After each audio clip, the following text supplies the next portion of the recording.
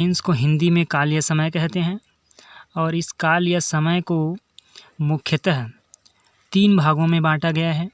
पहला भाग है प्रेजेंट टेंस, दूसरा भाग है पास्ट टेंस और तीसरा है फ्यूचर टेंस।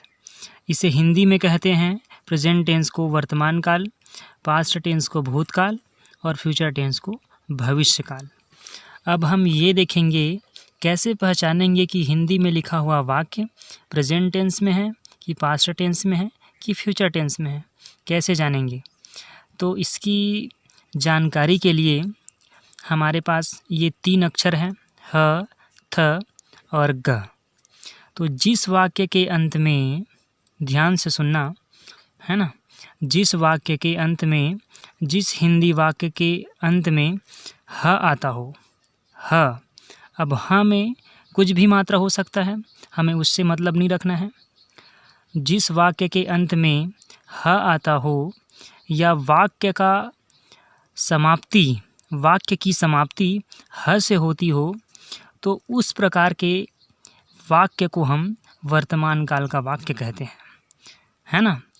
जैसे उदाहरण के लिए हम देखते हैं, तो यहाँ पर हम देखते हैं, यहाँ पर लिखा हुआ है, उदाहरण देखते हैं अपन, है ना।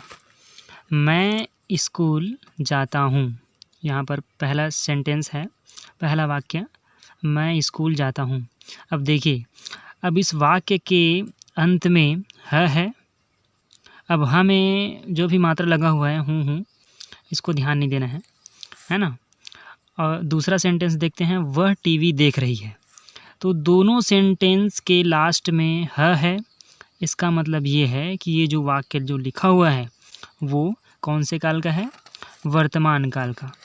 ठीक, इसी प्रकार हम देखते हैं भूतकाल। ठीक, भूतकाल की बात करें तो जिस वाक्य के अंत में, जिस हिंदी वाक्य के अंत में थ आता हो, क्या आता हो, थ आता हो, है ना, तो वह वाक्य कहलाएगा भूतकाल वाक्य।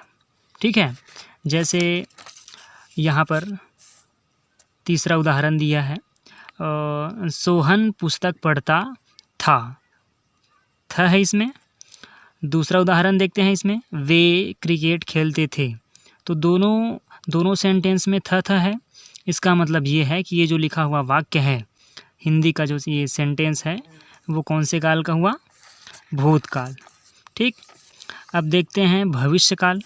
भविष्यकाल के बारे में बात करें तो जिस वाक्य के अंत में, जिस हिंदी वाक्य के अंत में ग आता हो, ग, है ना, ध्यान देना, क्या आता हो, ग अक्षर आता हो।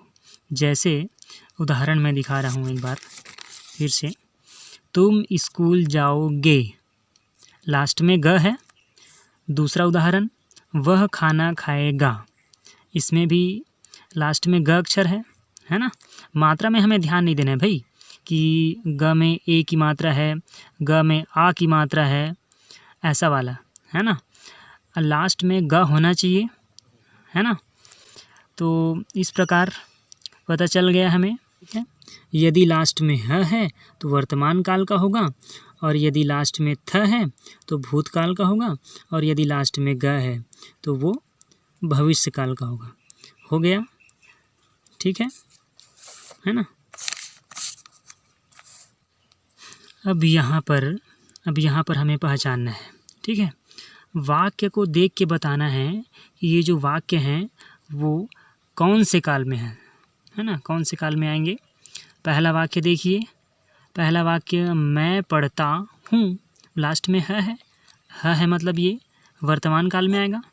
ठीक, दूसरा वाक्य के अंत में भी है, तो ये भी वर्तमान काल ही होगा। ठीक है, अब तीसरा वाक्य देखते हैं, तो लास्ट में क्या लिखा हुआ है, थी है, वह काम करती थी, है ना। तो ये कौन से काल में आएगा, भूतकाल में। क्यों भूतकाल में आएगा, क्योंकि लास्ट में थ है। अब देखते हैं चौथा उदाहरण में क्या है जी, वे मैच खेलेंगे, लास्ट में ग है। बस लास्ट अक्षर को देखना है हमें, है ना। लास्ट में यदि है तो वर्तमान काल होगा, थ है तो भूतकाल, और ग है तो भविष्यकाल। तो ये भविष्यकाल में आएगा। और ये वाला वर्तमान काल में आएगा, ठीक। छठवां भी वर्तमान काल में आएगा, सातवां भविष्य काल में आएगा क्योंकि लास्ट में ग है, ठीक। और लास्ट थ है मतलब ये भूतकाल में आएगा, ठीक। क्लियर हुआ। अब हम शुरू वाले पेज में आ जाते हैं। शुरू में आ जाते हैं। सबसे पहले तो देख रहे थे, है ना, ये टेंस। हम ये देखें कि टेंस को मुख्यतः 3 भागों में बांटा गया है, प्रेजेंट टेंस, पास्ट टेंस और फ्यूचर टेंस, ठीक है। तीनों कालों के बारे में हमने पहचानना भी सीख गए, ठीक है। हिंदी वाक्यों को देख के पहचानना सीख गए ना कि कौन सा वाक्य कौन से काल का होगा, ठीक। अब हम अगले वीडियो में देखेंगे प्रेजेंट टेंस के बारे में, पास्ट टेंस के बारे में और फ्यूचर टेंस के बारे में। आगे हम देखेंगे कि प्रेजेंट टेंस को 4 भागों में बांटा गया है, पास्ट टेंस को भी 4 भागों में बांटा गया है और फ्यूचर टेंस को भी 4 भागों में बांटा गया है।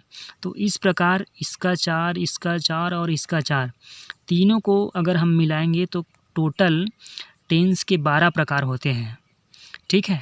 तो अगले वीडियो में मैं प्रेजेंट टेंस के बारे में बताऊंगा, ठीक है। फिर उसके बाद पास्ट टेंस के बारे में, फिर फ्यूचर टेंस के बारे में, ठीक है।